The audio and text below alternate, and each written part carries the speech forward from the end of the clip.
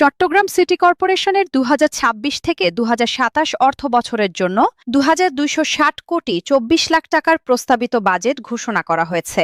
একই সঙ্গে ২০২৫ থেকে ২০২৬ অর্থ বছরের ১৬৬৫ কোটি ৯২ লাখ ১৬,৪০০ টাকার সংশোধিত বাজেট উপস্থাপন করা হয়। ডেঙ্গু রোগীর পরিমাণ চট্টগ্রাম শহরে ১১৩ জন,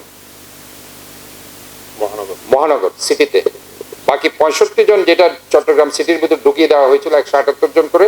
সে ৬৫ জনের যে রিপোর্ট দেখা যাচ্ছে, তারা গ্রাম থেকে আক্রান্ত হয়ে শহরের কোনো ওয়ার্ডে ছিল, সেই ওয়ার্ড থেকে তারা বিভিন্ন জায়গায় ভর্তি হয়েছে। বাজেট অনুষ্ঠানে মেয়র জানান, চট্টগ্রামকে ক্লিন, গ্রিন, হেলদি ও সেফ সিটি হিসেবে গড়ে তুলতে নানা উন্নয়ন পরিকল্পনা গ্রহণ করা হয়েছে। এর মধ্যে আগামী অর্থবছরে ১০ লাখ গাছের চারা রোপণ, নগরীর গুরুত্বপূর্ণ ৪টি স্থানে আন্ডারগ্রাউন্ড হাকার মার্কেট নির্মাণের পরিকল্পনা এবং নাগরিক সেবা সহজ করতে আমাদের চট্টগ্রাম নামে ওয়ান স্টপ মোবাইল অ্যাপ চালুর বিষয়টি উল্লেখযোগ্য।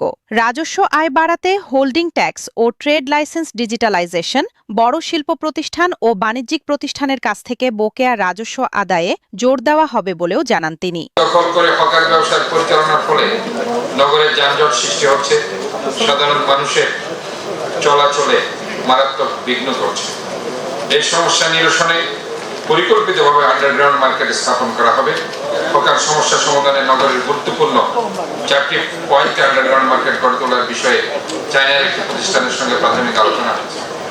EPZ, Agrabad, Bahaddarhat station road এলাকায় এই ধরনের মার্কেট নির্মাণ করা যেতে পারে।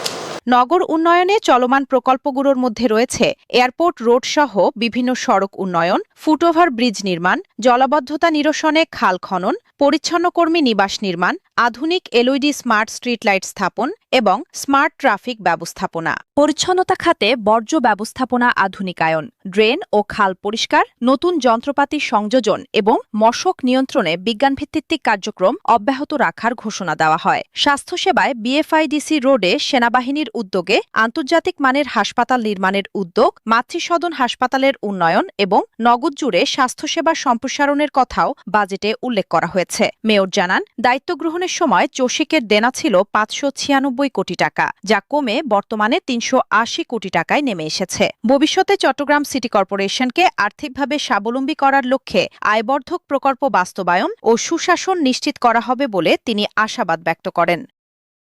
News desk, Chittagong.